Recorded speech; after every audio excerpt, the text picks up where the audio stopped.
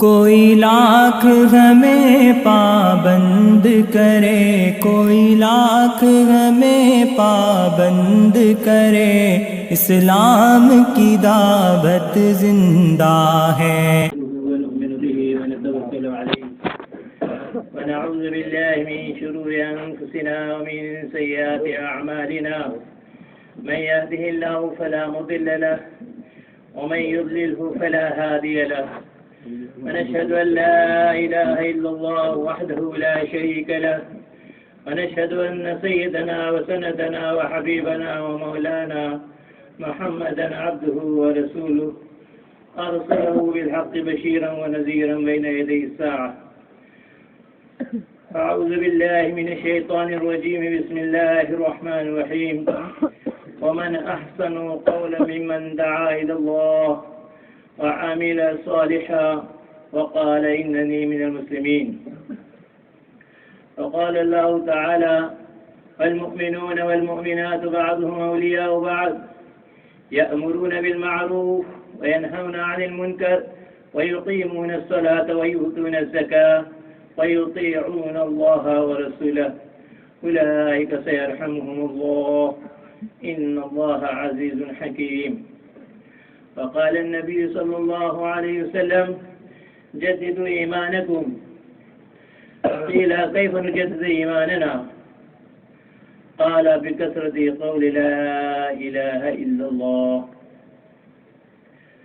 میرے عزیز و دوست بزرگوں، اللہ جل جلالہ اعمن والوں کا بے انتہا احسان و کرم ہے کہ اللہ نے ہمیں دو نعمتوں سے نوازا ہے۔ ایک نعمت تو دین کی اور ایمان کی دی ہے، ایک نعمت تو دین اور ایمان کی ہے کہ جس کے بغیر انسان نہ دنیا میں کامیاب ہوگا نہ آخرت میں کامیاب ہوگا۔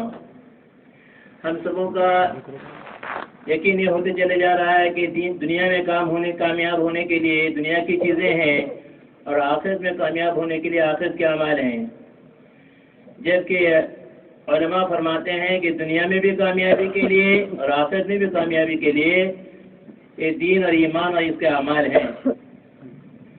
اور دوسری نعمت اللہ نے ہم کو جو عطا فرمائی ہے وہ دین کی اور ایمان کی محنت ہے۔ دنیا میں ایک قانون ہے کہ آدمی جس چیز سے فائدہ اٹھاتا ہے اس کے لائن کی محنت کرتا ہے۔ اگر ایک انسان کے پاس دکان ہے، دکان کی محنت ہے تو دکان سے فائدہ اٹھائے گا۔ کھیتی ہے، کھیتی کی محنت ہے تو کھیتی کی لائن سے فائدہ اٹھائے گا۔ نوکری ہے، نوکری کی لائن کی محنت کرے گا تو اس سے فائدہ اٹھائے گا۔ لیکن اگر ان چیزوں کی محنت نہیں ہوگی تو ہم سبوں کا یقین ہے کہ وہ خسارے میں رہے گا، فائدہ تو اٹھانا بہت دور کی بات ہو گئی۔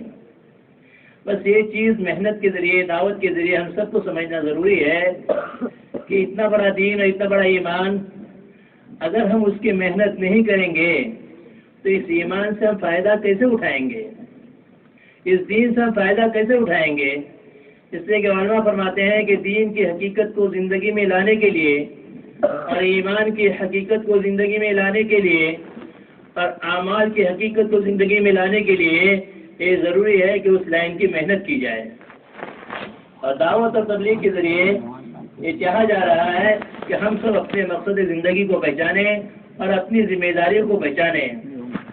اللہ کے رسول صلی اللہ علیہ وسلم نے اور صحابہ نے اپنی زندگی کے مقصد کو پہچانا تھا، اس لیے انہوں نے اپنے جان مال کو اللہ کے دین کی عزت پر لگایا اور اس کا کوئی احساس ان کو نہیں تھا۔ جیسے حضرت مولانا یوسف رحمۃ اللہ علیہ فرمایا کرتے تھے کہ صحابہ کے جان و مال کے دین کے مقابلے میں بے قیمت کرنے نے، صحابہ نے جان و مال کو دین کے مقابلے میں بے قیمت کر دیا تھا تو اللہ نے ان کے ذریعے دنیا میں دین کو چمکایا تھا۔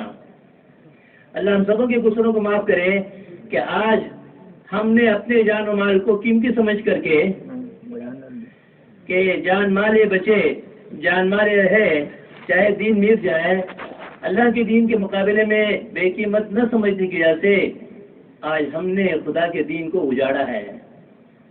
اس لیے کہ دین جو بڑھے گا اور دین جو پھیلے گا اور جو دین زندگی میں آئے گا وہ اس کی محنت سے آئے گا اور اس کی محنت کے لیے جان مال کو اللہ کے دین کی نسبت پر قربان کرنا پڑے گا۔ اس حضرت مولانا اس رحمۃ اللہ علیہ فرمایا کرتے تھے کہ اللہ جل جلالہ و من والہ اپنے اسی بندے سے اللہ کے دین کا کام لیتے ہیں جس کی زندگی میں دین کی فطری محبت ہوتی ہے، جس کے دین کے زندگی میں دین سے فطری محبت ہوگی، دین سے محبت ہوگی. جیسے اللہ ہماری قصوروں کو معاف کرے کہ آج بچوں سے ہمیں فطری محبت ہے اور کاروبار سے ہمیں فطری محبت ہے. کیوں؟ اس لیے کہ ہم نے جان مال کو، اوقات کو ان بچوں کی نسبت پر، ان کاروبار کی نسبت پر لگایا تھا تو ان کی محبت دل میں آئی ہے. اللہ مولانا رحمۃ اللہ علیہ فرمایا کرتے تھے کہ اگر تم نے اپنی جان و مال کو اللہ کے دین کی نسبت کے اوپر صحیح طریقے پر اگر لگایا تو اس کے نتیجے میں اللہ تم کو پہلا انعام دیں گے کہ تمہارے دل کے اندر دین کی محبت آئے گی. اور جب دین کی محبت آئے گی تو دین کی کمی پر، دین کے نقصان کے اوپر ایک غمگین ہوگا. جیسے بچوں سے محبت آئی ہے تو بچے میں اگر بیمار ہو گیا تو اس کو رنج ہوگا، کاروبار میں اگر کمی آئی ہے، نقصان ہوگا تو اس کو رنج ہوتا ہے، اس لیے کہ ان چیزوں کی محبت دل میں تھی. اللہ ہم سبوں کی قصوروں کو معاف فرمائے کہ آج دین کی مٹنے کا کوئی غم ہماری زندگی میں نہیں ہے. جسے فرمایا کرتے تھے کہ جس کی زندگی میں دین کے مٹنے کا غم ہوگا اللہ اسے اپنے دین کا کام لیں گے. دوسرا فائدہ یہ ہوگا جب جان مال کو اللہ کے دین کی نسبت پر لگائیں گے تو اللہ دین کے مٹنے کا غم عطا کریں گے. جیسے حضرت ابوبکر صدیق رضی اللہ تعالیٰ عنہ نے 2 مرتبہ اپنا پورا جان، پورا مال اللہ کی نسبت پر لگایا ہے. ایک تو ہجرت کرتے ہوئے، ہجرت کے لیے نکلتے وقت میں جتنا مال تھا گھر میں سب کچھ اٹھا کر لے کر گئے، اور دوسرا غزوہ تبوک کے موقع کے اوپر جب اللہ کے نبی صلی اللہ علیہ وسلم نے جان اور مال کے لگانے کی ترغیب دی تو حضرت عمر رضی اللہ عنہ سے کہنے لگے کہ اس مرتبہ مجھے چانس ہے کا حضرت ابوبکر سے آگے بڑھنے کا. اس لیے کہ ابوبکر کی بس کچھ نہیں تھا، بہت کم تھا، اور حضرت عمر سب مالدار تھے. 4000 درہم لے کر گئے اور اس امید میں تھے کہ اب میں آگے بڑھ جاؤں گا. اس کے بعد ابوبکر آئے، جو کچھ گھر میں تھا لے کر آئے تو اللہ کے رسول صلی اللہ علیہ وسلم نے دونوں سے ایک ہی سوال کیا، ماں ابقیت لأہلک، عمر ذرا بتاؤ کہ اپنے گھر والوں کے لیے کیا چھوڑ کے آیا ہو؟ بولے 4000 لے کر آیا ہوں اور 4000 چھوڑ کے آیا ہوں. پھر اللہ کے رسول صلی اللہ علیہ وسلم نے ابوبکر سے پوچھا رضی اللہ تعالیٰ عنہ سے، ماں ابقیت لأہلک، اے ابوبکر اپنے گھر والوں کے لیے کیا چھوڑ کے آیا ہو؟ تو میں اللہ و رسولہ، اللہ اس کے رسول کو چھوڑ کے آیا ہوں. حضرت عمر نے قسم کھا کر فرمایا واللہ لا اصابقک ابدا، ابوبکر میں کتنا ہی خرچ کر ڈالوں لیکن تم سے کبھی آگے نہیں بڑھ سکتا ہوں، اس لیے کہ تم نے سب کچھ نکالا، سب کچھ دے دیا. فرمایا کہ جب دین کی نسبت کے اوپر جان مال لگتا ہے تو دین کی مٹنے کا کم پیدا ہوتا ہے. تو ابوبکر صدیق کہہ رہے ہیں ایم قصر دین مانا ہے. اللہ ہم سبوں کی قصوروں کو معاف فرمائے. آج ہم سبوں کی زندگیوں میں اور ہم سبوں کی نگاہوں کے سامنے خدا کا دین مٹ رہا ہے. اب بولے کیسے مٹ رہا ہے؟ ہم سب مالیگاہ والے نمازی ہیں، روزے دار ہیں، حج ہے، زکوٰۃ ہے، لیکن کیا آپ یہ بتا سکتے ہیں کہ آپ کے مالیگاہ میں کتنی فیصد نمازی ہیں؟ ارے بولو نا، 50%، 60%، 70% بتا سکتے ہیں؟ ارے بولو نا، 100% ہے. اچھا آپ کے نگاہوں کے سامنے کبھی کبھی کوئی بے نمازی گزرتے ہیں کیا؟ تم لوگ سمجھتے نہیں کیا؟ ارے جو نماز نہیں پڑھتا نگاہوں کے سامنے گزرتا ہے. تو ہم میں سے کون ہوتا ہے کہ ایک بے نمازی جا رہا ہے، ایک بے نمازی جا رہا ہے میرے نگاہوں کے سامنے؟ نماز کا توڑنا کیا ہے؟ یہ اللہ کے دین کا مٹنا نہیں ہے. نماز کا چھوڑنا یہ اللہ کے دین کا مٹنا نہیں ہے.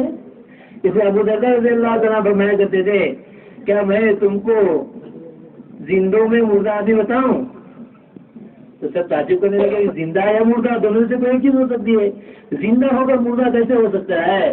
فرمایا کہ جو آدمی اس کی نگاہوں کے سامنے خدا کا دین اجڑ رہا ہو، خدا کے احکامات ٹوٹ رہے ہوں، اور اس کے باوجود نہ یہ زبان سے اس کو روکتا ہے اور نہ دل سے اس کو برا سمجھتا ہے، تو یہ زندہ ہو کر کے مردہ ہے.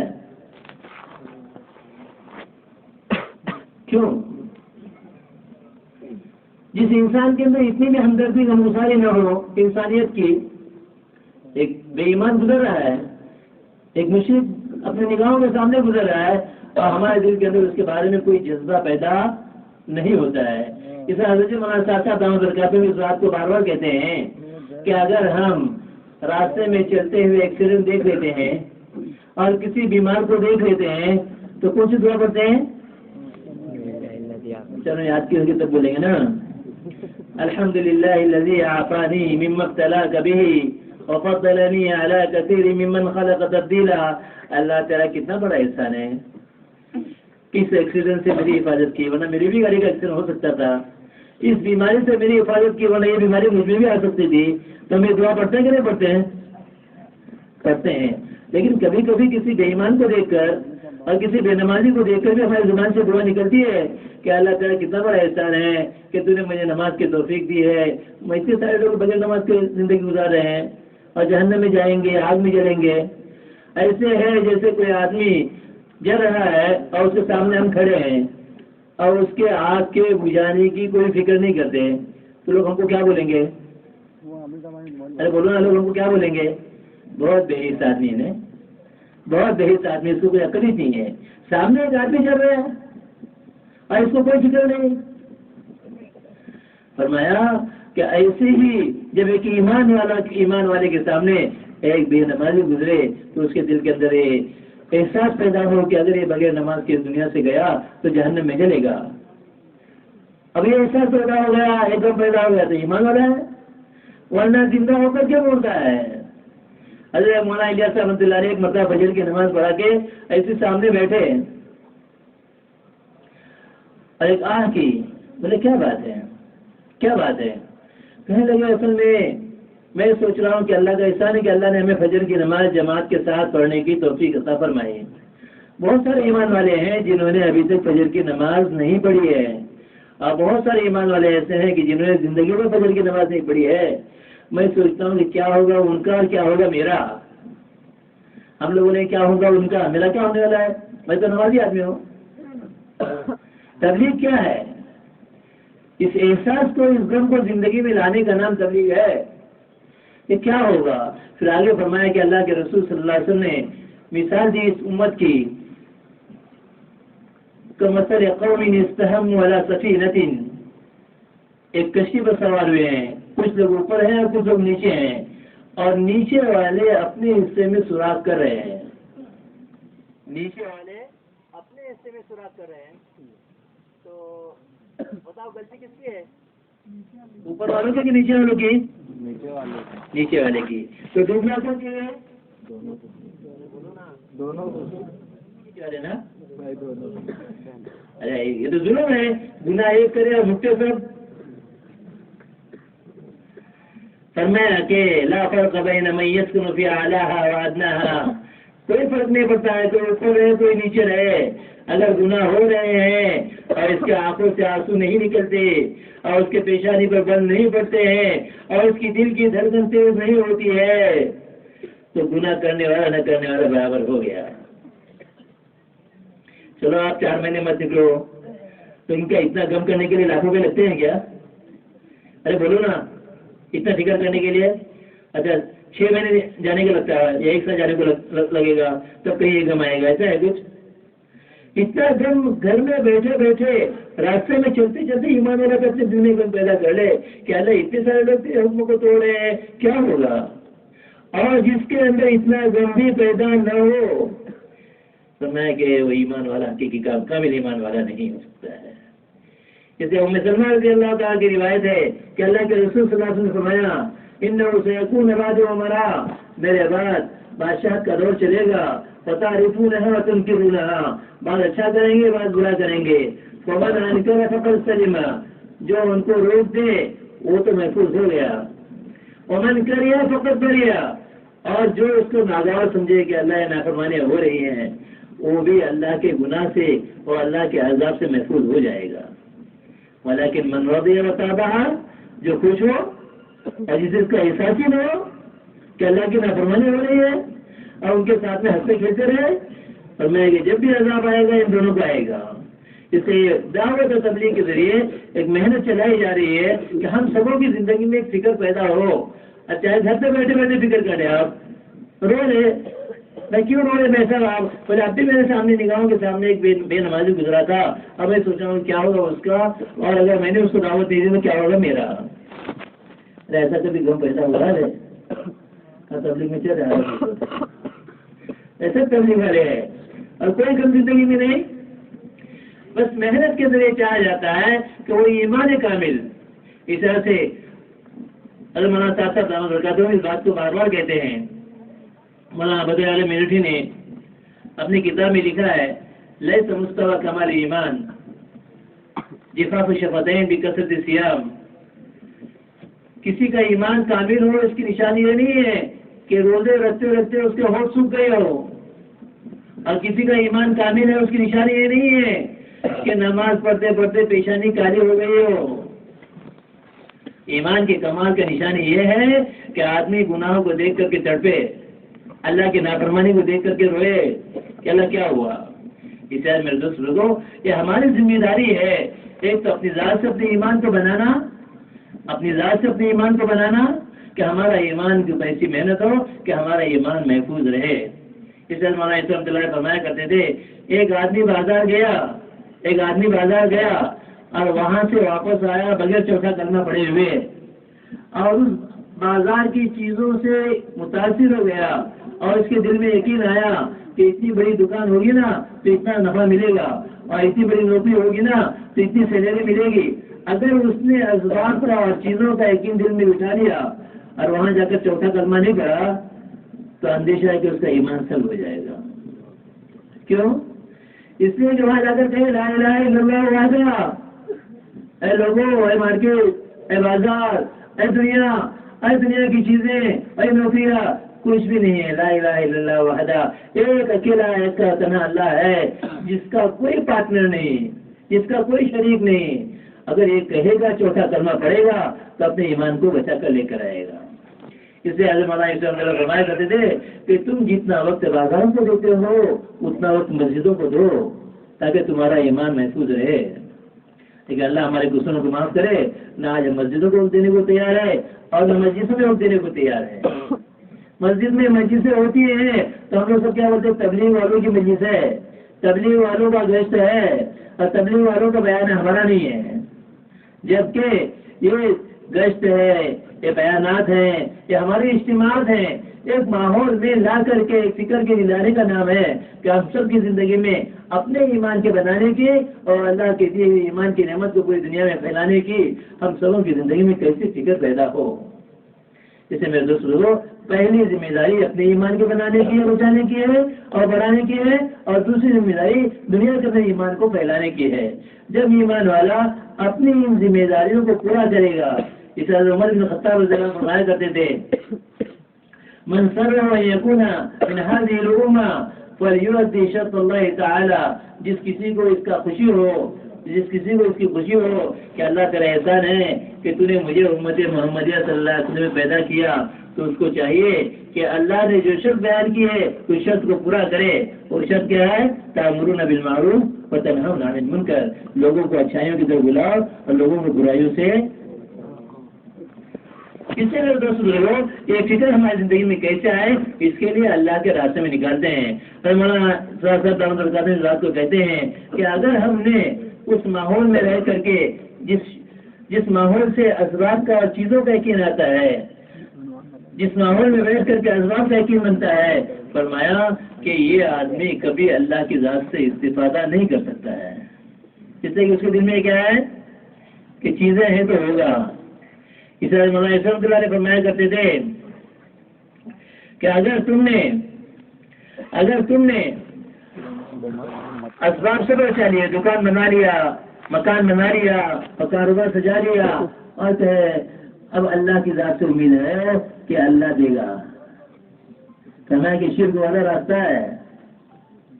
کون سا راستہ ہے؟ اور ہم لوگ سب اس میں ملوث ہیں. دیکھو یہ ہو گیا ہے, اب اللہ سے امید ہے. جبکہ ہونا ہی چاہیے تھا کہ نہیں ہوتا نا تبھی بھی کون دیتا. طرح فرمایا کہ اللہ کے خزانے سے اور اللہ کی ذات سے وہی آدمی استفادہ حاصل کر سکتا ہے جس کے دل میں چیزوں کا کوئی تاثر نہ ہو. اس لیے کہا جاتا ہے کہ بار بار اللہ کی بڑائی کو بولو. ایک اللہ ہے جو سب سے بڑا ہے اور اسی کے ہاتھ میں سب کچھ ہے.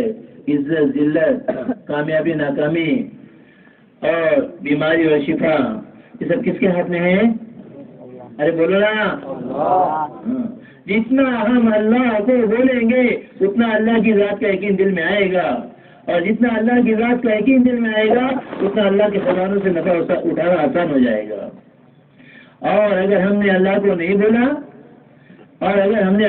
بولا اللہ کی قدرت اللہ کی طاقت کو نہیں بولا تو فرمایا کہ یہ اللہ کے غیر سے متاثر ہو جائے گا. جب ایمان والا اللہ کو بولتا ہے تو اللہ کی ذات سے متاثر ہوتا ہے کہ دنیا کی کوئی چیز اس کو نقصان نہیں پہنچا سکتی ہے. اس لیے مولانا رحمۃ اللہ علیہ فرمایا کرتے تھے کہ جب تم اللہ کو بول کر کے اللہ کے یقین کو دل میں لاؤ گے اور چیزوں کا یقین دلوں سے نکالو گے تو جس چیز کا تاثر تم نے دل سے نکالا وہ چیز اللہ تمہارے تابع کر دیں گے. ارے سفینہ کہتے ہیں میں دریا میں سے چپو ہکالتے ایک جنگل کے پاس پہنچا اور جیسے جنگل کے پاس باہر نکلا تو دیکھتے ایک شیر آ گیا. اقبل الیہ یریدونی. وہ اشارہ لے لیتے حملہ کرنے کی. تو میں نے کہا سن لے انا مولا رسول اللہ صلی اللہ علیہ وسلم. میں اللہ کے نبی صلی اللہ علیہ وسلم کا غلام ہوں. کوئی تاثر نہیں.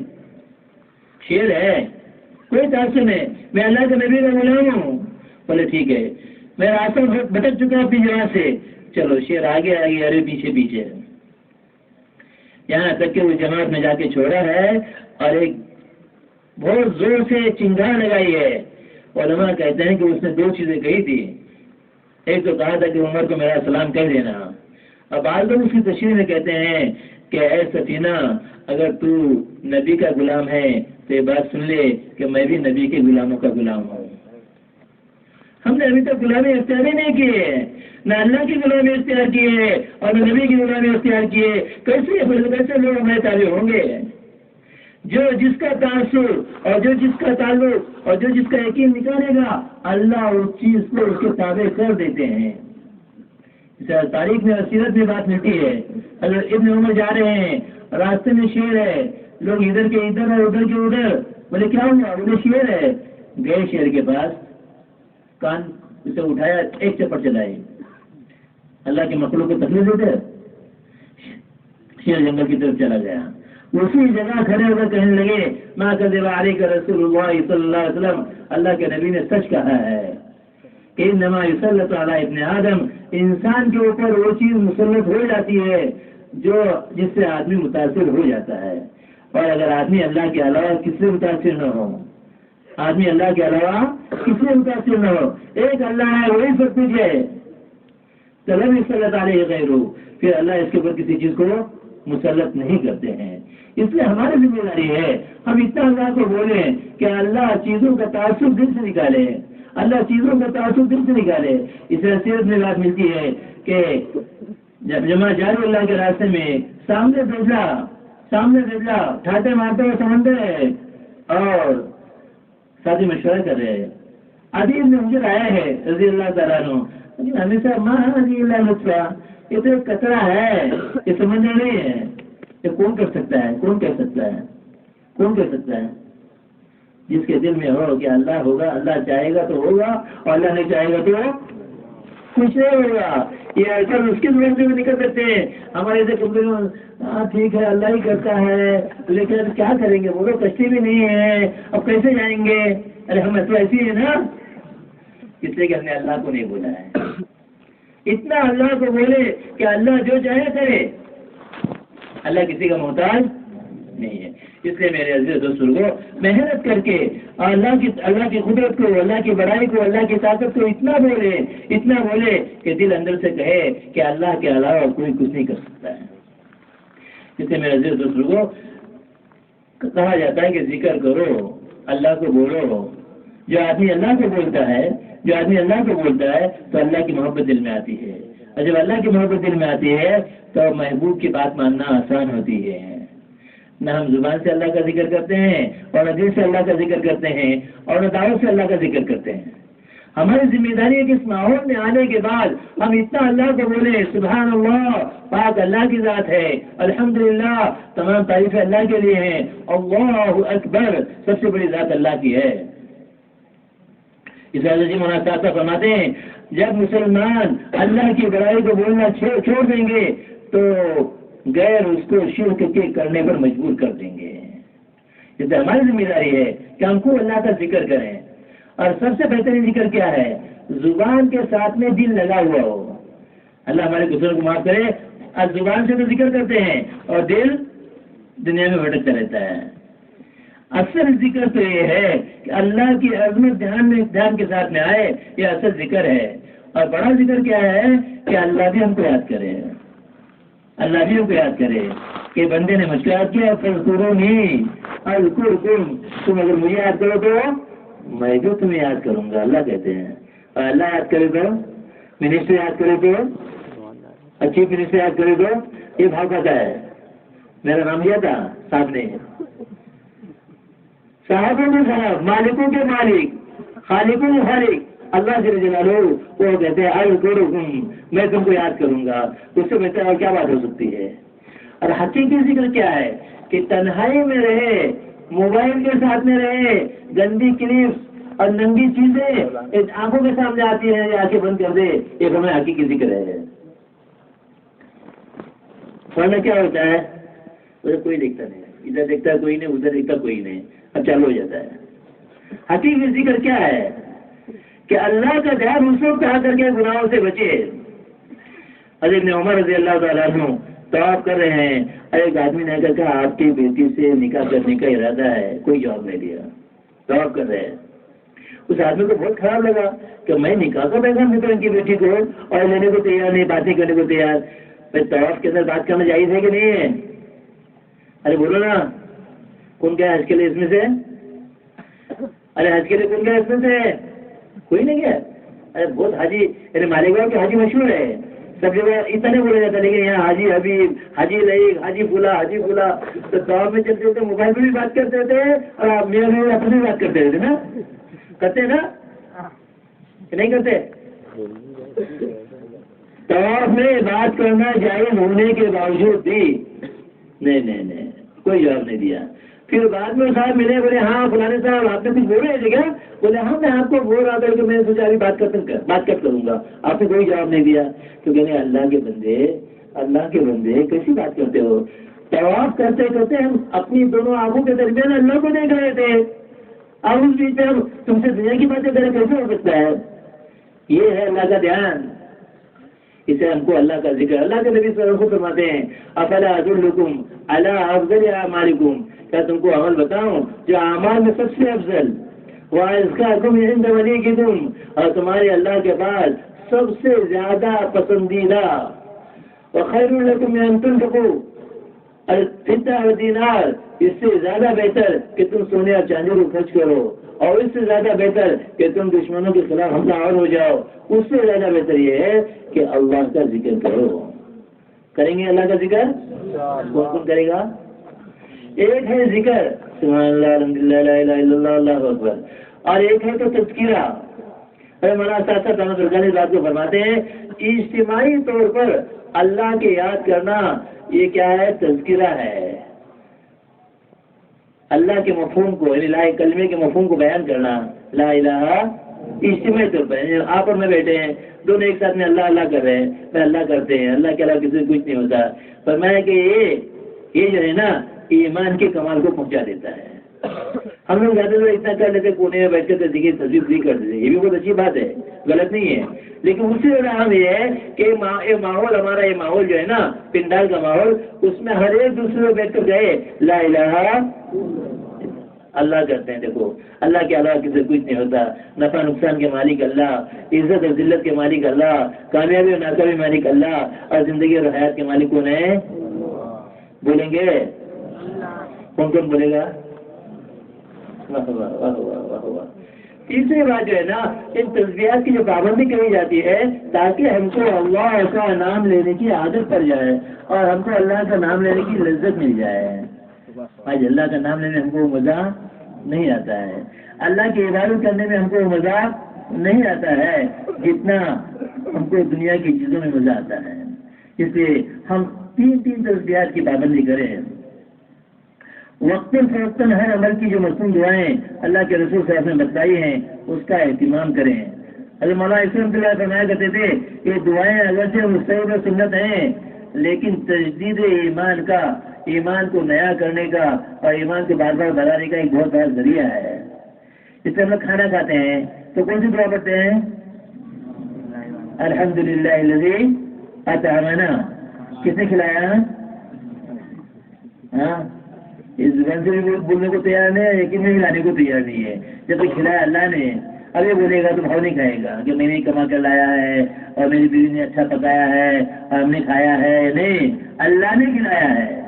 کپڑا پہنے گا تو کیا کہتا ہے؟ کسانی، الحمدللہ الذی کسانی، کس نے پہنایا؟ کس نے پہنایا؟ لیکن اللہ ہمارے دوسروں کو وقت نہ پڑھتے ہیں اس کے معنی یاد ہے ہم کو کہ ہم لوگ کیا پڑھ رہے ہیں۔ اس سے آتے وقت فوقت بھی مصنون دعائیں اس کا اہتمام کرو۔ تیسری چیز جو ہے قرآن شریف کی تلاوت کا اہتمام کرو۔ قرآن شریف کو ہم نے لاوارث ڈال دیا ہے، کوئی پرواہ نہیں ہے کہ اللہ کا کلام سے کیا مخاطب ہے، اللہ کا کلام سے کیا چاہتا ہے، اللہ اس کلام کے ذریعے سے کیا چاہتے ہیں۔ حضرت حسن بصری رحمۃ اللہ فرمایا کرتے تھے اللہ جل جلالہ نے قرآن کو نازل کیا لیتدبروا فیہا ولیتفکروا فیہا ولیعملوا بہا، قرآن کو اس میں نازل کیا تاکہ اس میں غور و فکر کرو، تدبر کرو اور اس کے مطابق زندگی کو عمل میں لاؤ۔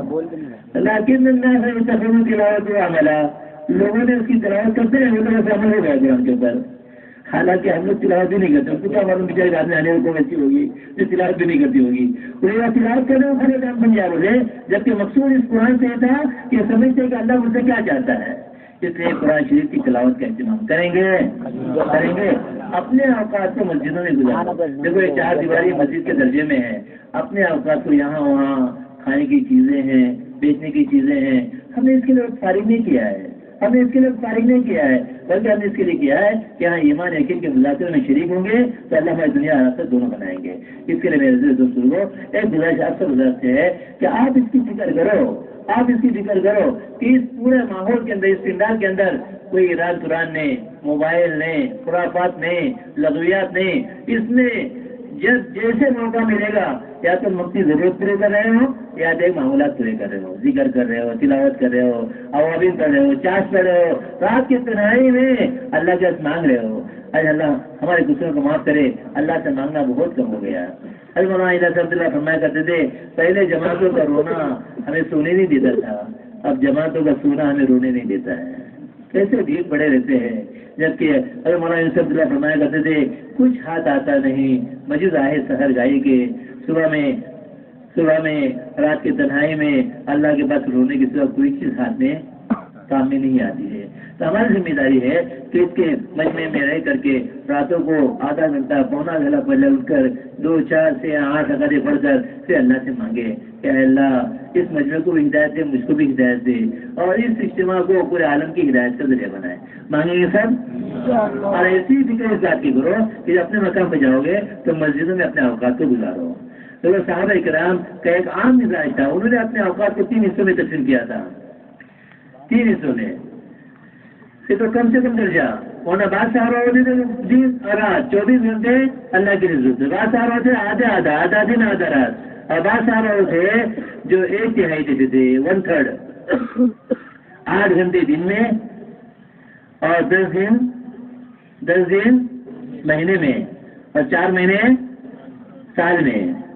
حضرت مولانا الحمد اللہ فرمایا کرتے تھے جب تک ایمان والے ہم مسلمان 4 مہینے ہر سال لگانے کو اپنے